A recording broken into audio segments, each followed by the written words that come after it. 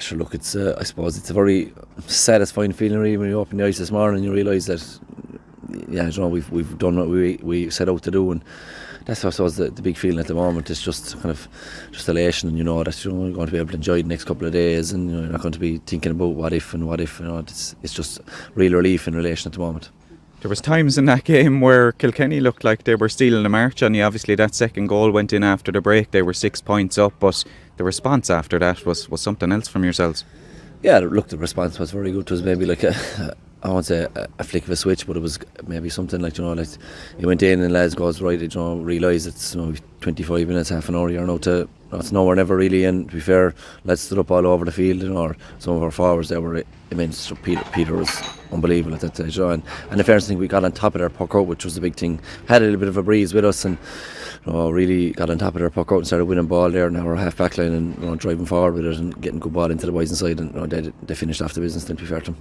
There's a sense, I think, that possibly this is one of the best ones that you've ever won. I think the year you put down the players that obviously went down injured, the talk off the field as well, the either being written off or being talked up too much, but it seems that this is one that you'll really, really enjoy. Yeah, look, it is a sweet one, I suppose. You know, when you sit back and look, you know, missing players like, you know, Declan Hannon, Sean Finn, Richie English, you know, Jimmy Quilty as well going down, and you know, they're huge lads for our group, and you know, missing all those lads, you know, to be able to get over the line with those calibre players out, it's very satisfying, to be fair. Yeah, it is. And you know, look, I suppose things mightn't have been going brilliant at the start of the year for us, but you know, as Peter said to me yesterday, I think it was Peter said to me, you know, there was 3 cups up for grabs, and thankfully we were able to pick up all 3 of them. Yeah, the treble this year, I suppose. What's the best moment on All-Ireland final day when you get over the line? Is it that final whistle? Is it the days that follow, or what? Yeah, I suppose, you know, it was actually, I think it was William said it to me yesterday after the game, that, you know, that we'll never get this moment back again. You know, that time in the dressing room, I suppose, is special. Like, you know, there was a stage yesterday, I think everyone was just sitting in the dressing room, and there wasn't a huge amount of talk, and fellas were maybe so tired and stuff, but it's, you know, you can look around the room and you see smiles in their faces, and that kind of sense of satisfaction, that's an incredible feeling, really, you know, that you have, I suppose, you know, soldiered and done so much of these lads for the last 8 or 9 months, and then to look around the room and say, you know, yeah, we've achieved what we wanted to achieve. That's a brilliant feeling, and you know, that's probably the big one for me. You know, obviously, look, don't get me wrong, it is brilliant. You know, personally, it's unbelievable to be able to meet family and friends, and you know, have see them on the field and things like that after the game. But as a group, you know, that time in the dressing room after is special, really. Change in location for the homecoming, not the 2 Gaelic grounds. It's on in Perry Square, but it's all the one to yourselves. Yes, first I heard of it, I didn't even know.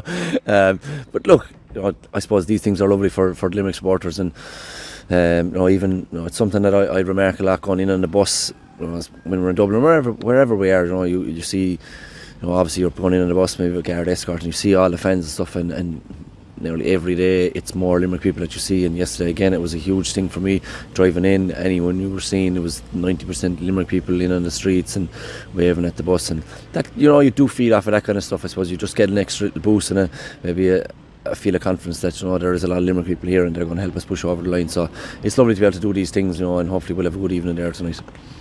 Nicky, half time, am I right in saying Declan said a few words to you? He did, yeah, and you know, Deck wouldn't be a huge speaker, to be fair to him, but you know, when he does speak, I suppose he just commands so much respect, and fellas have so much respect for him when he does speak. You know, fellas listen, and it was, you know, so I can't even remember really what he said, but I suppose, you know, when these kind of people do speak, fellas kind of perk up and listen up, and you know, it's an extra motivating factor. Don't get me wrong, Deck and Sean and these lads, Richie and these lads were a huge motivating factor for us during the week. Like, you know, to try and get over the line and, you know, get Deck up them steps again was a big part of it for us.